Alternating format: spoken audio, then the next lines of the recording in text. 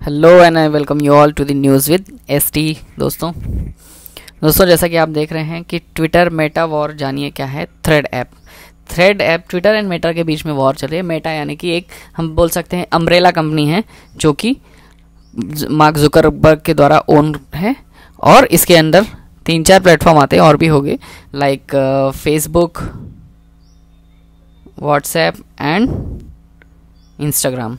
तो इस तरह के ऐप दोस्तों इसके अंडर आते हैं और इसी ने अभी एक और ऐप लॉन्च किया है विच इज़ थ्रेड ऐप। सो दोस्तों थ्रेड ऐप क्या है? थ्रेड ऐप एक ट्विटर की तरह का ऐप है।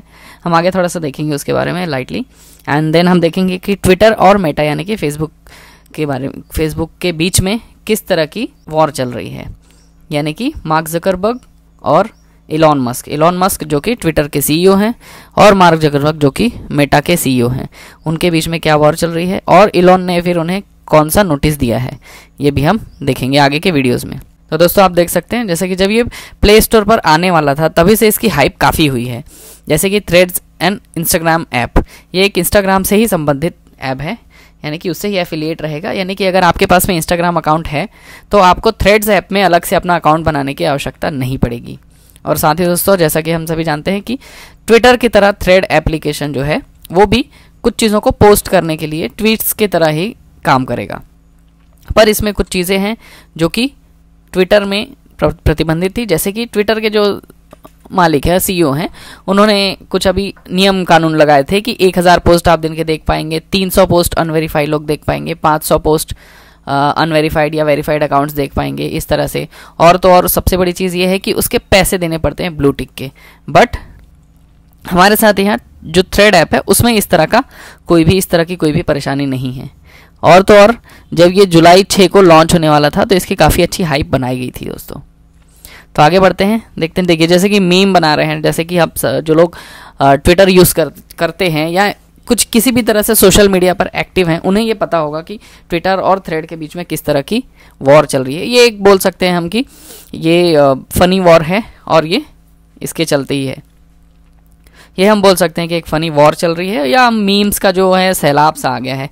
जैसे कि ट्विटर के जो सीईओ हैं वो हैं इलॉन मस्क और ठीक उनकी तरह ही दिखने वाला एक व्यक्ति यहाँ पर बैठा हुआ है, किसी रेस्टोरेंट में भोजन कर रहा है।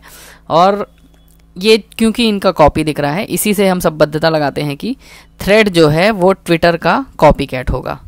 अब देखें, क्या सिर्फ ट्विटर के जैसे सिर्फ वही अकाउंट है? जी नहीं, एक और है जो कि जैक डॉर्सी, जिन्होंने ट्विटर छोड़ा था या उन्हें निकाला गया था।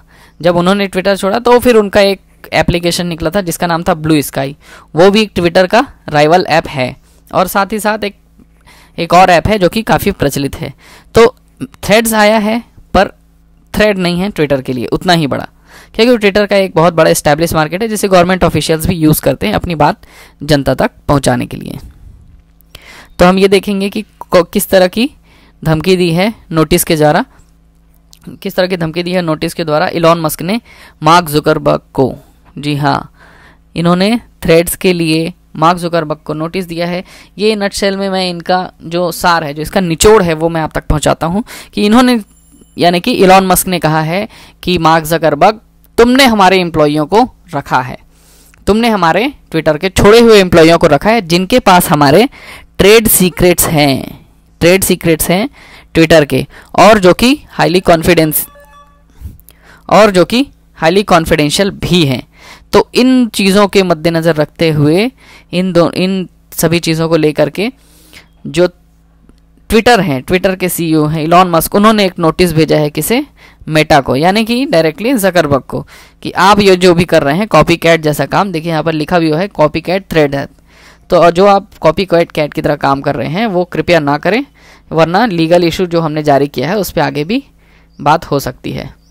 तो इस तरह से दोस्तों ये हम देखते हैं कि इस तरह की वॉर चल रही है।